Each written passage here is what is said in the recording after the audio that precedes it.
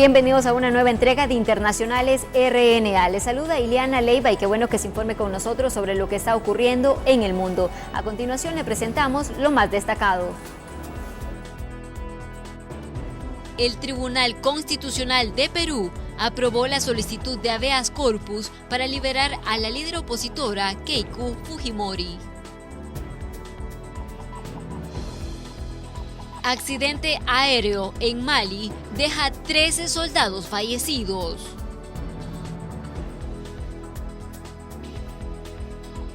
En Irak y Georgia continúan las manifestaciones. En minutos, los detalles. Iniciamos con el detalle de la información. 13 soldados franceses murieron en Mali luego de la colisión de 2 helicópteros. El informe a continuación. El ministro de Defensa francés dijo el martes que los 13 soldados que murieron cuando 2 helicópteros colisionaron en el aire en Malí eran héroes que murieron por Francia. Hablando en una conferencia de prensa con el jefe del Estado Mayor Conjunto, Francois Lecontri, Florence Parly dijo que los soldados habían estado apoyando a las tropas terrestres que luchaban contra extremistas islámicos en Mali en condiciones totalmente oscuras. Las muertes llaman la atención sobre un enfrentamiento preocupante en la lucha global contra el extremismo. Los atacantes vinculados al Estado Islámico o Al-Qaeda solo este mes mataron a decenas de tropas locales en la región y emboscaron a un convoy que transportaba empleados de una compañía minera canadiense, dejando al menos 37 muertos. Este es un informe de Kelly Abrego para la RNA. Continuamos con más noticias porque los disturbios registrados en las calles de Irak siguen dejando saldos fatales. Un manifestante antigubernamental se suma a las estadísticas de estos enfrentamientos. Un manifestante antigubernamental en Irak fue asesinado el martes cuando surgieron nuevos enfrentamientos entre manifestantes y fuerzas de seguridad en Bagdad. Fue alcanzado por una bala de goma disparada por las fuerzas de seguridad durante la violencia en la calle Rachel, en el corazón de la capital. Otros 21 manifestantes resultaron heridos en los enfrentamientos que tuvieron lugar cerca de un puente que conduce a la zona verde, donde se encuentra la mayoría de los edificios del gobierno y las embajadas extranjeras. Más de 350 personas murieron desde principios de octubre, cuando miles de iraquíes salieron a las calles para denunciar la corrupción gubernamental desenfrenada, los servicios deficientes y la escasez de empleos. El levantamiento sin líderes busca desmantelar el sistema político posterior a 2003. Este es un informe de Kelly Abrego para la RNA. Y en Georgia continúan las manifestaciones para exigir que el gobierno renuncie y se celebren elecciones anticipadas, acciones que han dejado personas heridas y otras bajo arresto. 3 personas resultaron heridas y 28 fueron arrestadas cuando la policía antidisturbios intentó dispersar una acción de protesta frente al edificio del Parlamento en Tbilisi el martes por la mañana. Miles de personas se manifestaron frente al Parlamento exigiendo que el gobierno renuncie y se celebren elecciones anticipadas. La manifestación fue la última de una serie de protestas provocadas por el fracaso del Parlamento en aprobar una medida de reforma electoral prometida por el partido gobernante. Esa medida habría cambiado las elecciones parlamentarias del país para que todos los escaños se asignen de acuerdo con la proporción de votos recibidos por un partido. Los opositores del partido gobernante Georgian Dream dicen que el sistema actual, en el que aproximadamente la mitad de los escaños son distritos electorales, le da al partido una representación desproporcionada fuerte. Este es un informe de Kelly Abrego para la RNA. En otro tipo de noticias, nos vamos hasta Venezuela, donde las organizaciones no gubernamentales y diputados de la Asamblea Nacional denuncian el asesinato de 8 personas en una zona minera del sur del país. Esto como una disputa por parte del control del oro. El suceso ocurrió en la comunidad indígena de Icabarú, ubicada en el sureño estado Bolívar. Entre los muertos figuran un aborigen de la etnia Pemón y un militar retirado. Llegaron individuos encapuchados, individuos con fuerte armamento, llegaron disparando y arremetieron contra la población. El diputado opositor Ángel Medina denunció que en la región operan grupos irregulares enfrentados por el control de los recursos auríferos. Paramilitares, organismos del propio ELN, como han sido denunciados por muchísimas organizaciones, actúan de manera violenta para controlar el territorio. Lo que pasó en Icabarú forma parte de todo un esquema que se ha venido planteando en los últimos meses violentos para asumir de manera violenta y por la fuerza vastas regiones donde debería provocarse explotación minera a gran escala. El presidente interino de Venezuela, Juan Guaidó, pidió a la Fuerza Armada Nacional detener a estas bandas. Están masacrando a nuestros ancestros, a nuestros aborígenes y hay que defenderlo, hay que ejercer soberanía, hay que repeler de una vez por todas a los irregulares, a la guerrilla, y no es pidiendo por favor, como hicieron hace un año, es como sea necesario. Si hay que repeler al ELN a plomo, pues que sea a plomo.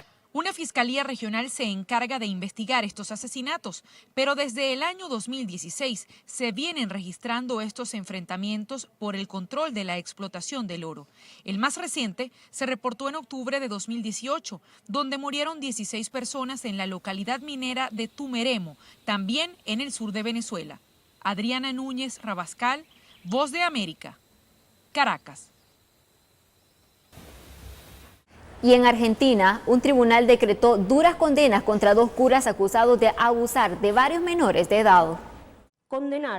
Un tribunal penal de la provincia argentina de Mendoza, en el oeste del país, sentenció al sacerdote italiano Nicola Corradi a 42 años de prisión y al cura argentino Horacio Corbacho a 45. La corte, formada por 3 jueces, también condenó al laico argentino Armando Gómez a 18 años de cárcel. Estuvieron presentes algunas de sus víctimas, exalumnos del Instituto Antonio Próbolo para niños sordos y con problemas de audición de la localidad mendocina de Luján de Cuyo. El veredicto, que puede ser apelado, se dio a conocer después de un juicio que duró más de 3 meses y en el que se comprobaron 20 hechos de abusos y violaciones sufridos entre 2005 y 2016 por una decena de alumnos, entonces menores de edad. El colegio ha sido clausurado. Muy satisfecha, la verdad que sí, es increíble. Ahora va a poder respirar, va a poder vivir mi hijo, porque ya están presos, ya están condenados. Es algo muy angustiante, no puedo hablar. No hablo en términos de que estamos contentos, alegres, porque nada de esto puede producir alegría, pero sí cierta satisfacción porque se pudieron dar a luz estos hechos que estaban hace 10 años olvidados o silenciados. El Vaticano envió en 2017 a 2 sacerdotes argentinos a investigar lo ocurrido en Mendoza. Sobre estos casos que se denunciaron en 2016, el Papa Francisco no ha hecho comentarios públicos. El escándalo se intensificó luego de saberse que Corradi ya había sido señalado por supuestos abusos en Verona sin que fuera juzgado y que Francisco había sido notificado que el religioso dirigía un centro similar en Argentina. Este es el primero de una serie de juicios a los que serán sometidos otros exintegrantes del colegio. Rosalba Ruiz, Associated Press. Hacemos nuestra primera pausa comercial, pero no nos cambie porque al volver hay más información internacional.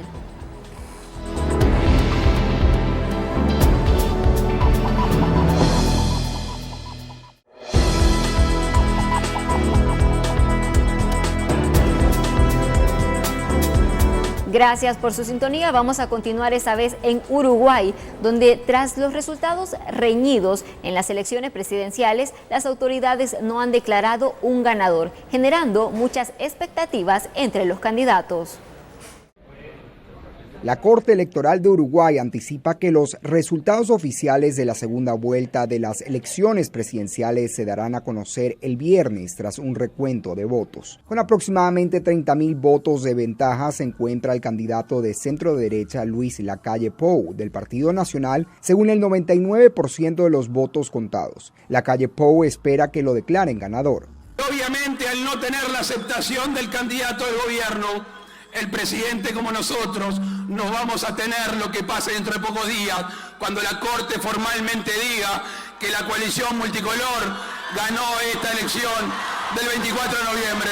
La posible victoria del centro derechista Lacalle Pou significaría el fin del actual gobierno de izquierda en el país sudamericano, el cual ha estado en el poder por 15 años. Mientras tanto, el candidato izquierdista Daniel Martínez de la coalición Frente Amplio le pidió a sus seguidores que eviten presuntas provocaciones o enfrentamientos. Martínez también habló sobre las proyecciones si es que los resultados actuales quedan como oficiales. Esta elección, que parecía para algunos que iba a ser otra cosa, es que no habrá la fuerza política que gane y que sea electo presidente. En ninguna de las dos opciones va a llegar al 50% casi con seguridad de los votos. El voto es obligatorio en Uruguay. El ganador de estos comicios comenzará su mandato de 5 años en marzo de 2020. La Organización de los Estados Americanos, OEA, envió una misión electoral observadora, pero aún no se ha pronunciado sobre el proceso. Leonardo Feldman, Voz de América, Washington.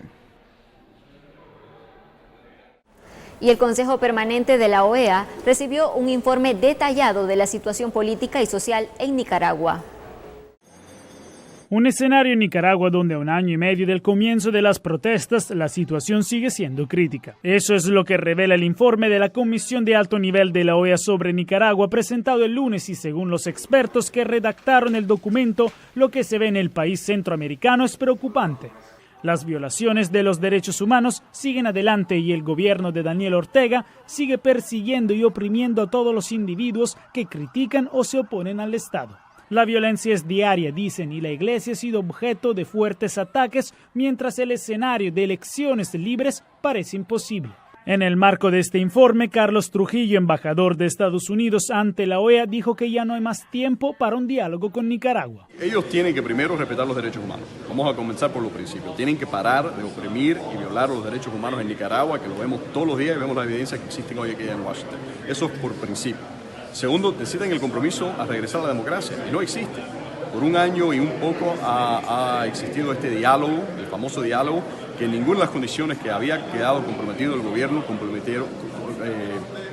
pudieron cumplir las condiciones que habían quedado comprometidas. Sin embargo, la ex embajadora de Nicaragua ante la OEA, Ruth Tapia, rechazó categóricamente los resultados del informe y deslegitimó a la comisión. Reiteramos la posición oficial del gobierno de Nicaragua de dar por inexistente la llamada Comisión de Alto Nivel de la OEA. Por consiguiente, algo que no existe no puede producir informes ni opiniones, mucho menos recomendaciones o imposiciones injerencistas. Todas sus actuaciones las damos por inexistentes. Como fue confirmado por el embajador Trujillo frente a la ineficacia de la presión internacional, Estados Unidos en las próximas semanas podría pedir a la OEA que convoque una sesión extraordinaria de cancilleres sobre Nicaragua para evaluar una posible suspensión de ese país de la OEA. Además, en las próximas semanas, Estados Unidos podría imponer nuevas sanciones contra el gobierno nicaragüense.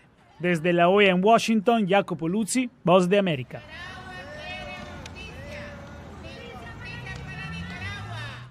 En otro tipo de información, la solicitud de habeas corpus para liberar a la líder opositora Keiko Fujimori fue aprobada por el Tribunal Constitucional de Perú. Veamos el reporte. El Tribunal Constitucional de Perú aprobó el lunes una solicitud de habeas corpus para liberar a la líder opositora Keiko Fujimori. El Tribunal Constitucional, asumiendo su responsabilidad constitucional y no lavándose las manos, ni mucho menos actuando en forma pusilánime, ha acordado por decisión mayoritaria aceptar el habeas corpus presentado por la ciudadana Sachi Marcela Fujimori Iguchi en representación de su hermana, la ciudadana Keiko Sofía Fujimori Iguchi. El habeas corpus es un derecho que tienen los detenidos o reos ante un juez o tribunal para que se resuelva si su arresto fue o no ajustado a la ley y si la medida de encarcelamiento debe levantarse o ratificarse. Fujimori, de 42 años, había estado encarcelada de manera preventiva desde octubre de 2018, mientras era investigada por presunto lavado de activos en una trama en la que, de acuerdo a la Fiscalía, presuntamente recibió dinero sucio de la constructora brasileña Odebrecht para sus campañas presidenciales de 2011 y 2016. Keiko fue derrotada en ambas ocasiones. Se espera que Keiko abandone el penal en estos días. La investigación continuará tras su liberación. El esposo de Keiko, que inició el 13 de noviembre una huelga de hambre fuera de la cárcel en demanda de un proceso justo, rompió en llanto cuando fue informado de la decisión. Las piernas temblan, la cabeza está pesada, la lengua, los labios son secos, tengo problemas de riñones, pero creo que fue necesario tomar una medida tan drástica para protestar contra tantos abusos contra Keiko Fujimori. Villanela ha acusado al fiscal que lidera el caso de maniobrar para enviar a prisión a su esposa. El padre de Keiko, Alberto Fujimori, también cumple una condena de 25 años de cárcel por su responsabilidad en los asesinatos de 25 peruanos a manos de un grupo clandestino de militares durante los primeros años de su gobierno, entre 1991 y 1992, cuando Perú sufría los ataques del grupo terrorista Sendero Luminoso. Rosalba Ruiz, Associated Press. Y en Guatemala surgen reacciones por la llegada de más salvadoreños y hondureños en esta semana como parte del acuerdo de solicitudes de asilo que arrancó el pasado jueves. Surgen múltiples reacciones tras la puesta en marcha del acuerdo de solicitud de asilo entre Estados Unidos y Guatemala. La Pastoral de Movilidad Humana emitió un comunicado en el cual manifiesta su preocupación porque quienes serán enviados a Guatemala son solicitantes de protección, por lo cual se les debe garantizar el derecho de no devolución a su país de origen, de donde salieron huyendo. Literalmente expone: hacemos responsables a los Estados Unidos de América, al Estado de Guatemala y a la OIM de cualquier violación a los derechos humanos, y les hacemos responsables incluso de la posible muerte de estas personas a quienes no se les respetó el derecho de solicitar ser reconocidos, acompañados e integrados a una comunidad segura para resguardar la vida. Para ello, el padre José Luis González explica que no es lo mismo ser migrante que ser solicitante de asilo. La diferencia está en una palabra: huir. Si la persona está huyendo y si regresa a su lugar lo matan, es un refugiado. Mientras tanto, a los guatemaltecos les preocupa lo que pasará con los salvadoreños y hondureños que piden asilo, sobre todo ante las pocas oportunidades de empleo. No hay trabajo para nosotros mismos y trayendo más gente de otros lados, como que no, ¿verdad? Mientras tanto, el ministro de Gobernación, Enrique Degenhardt, ha indicado que Estados Unidos cumplirá con las visas de trabajo temporales para agricultores ofrecidas como parte del convenio, y con ello se otorgará oportunidades para los guatemaltecos que ya están inscritos. Por su parte, el presidente electo Alejandro Yamatei una vez más exigió ser incluido en la negociación porque desconoce la ruta de implementación del acuerdo. Eugenia Sagastume, Voz de América, Guatemala. Hacemos una nueva pausa, pero no nos cambie porque tenemos más información en Internacionales RNA.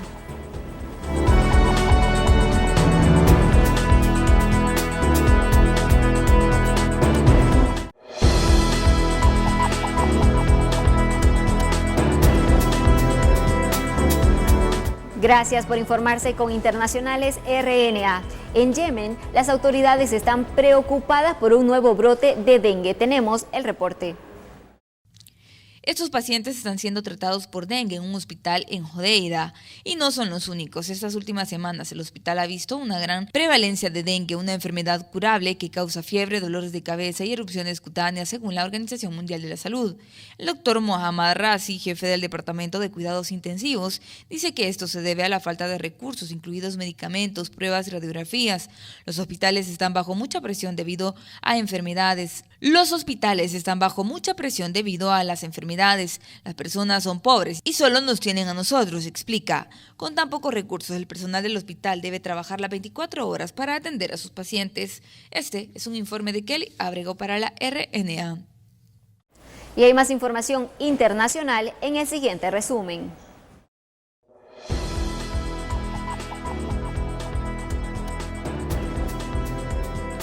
Un antiguo muro se derrumbó en Dures después de que la ciudad se encontraba en el epicentro de un terremoto de magnitud 6.4 en las primeras horas de este martes. Las imágenes muestran la pared envejecida esparcida por una carretera donde los escombros dañaron un automóvil estacionado.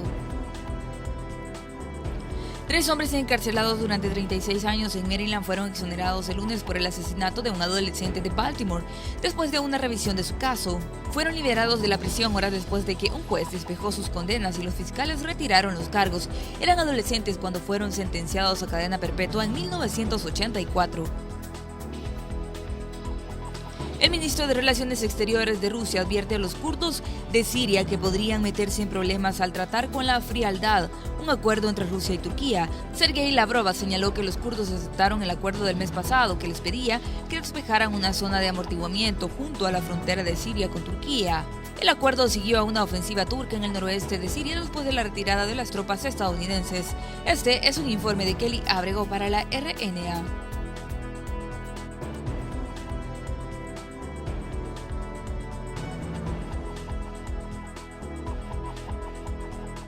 Así finalizamos esta entrega de Internacionales RNA. Gracias por informarse con nosotros.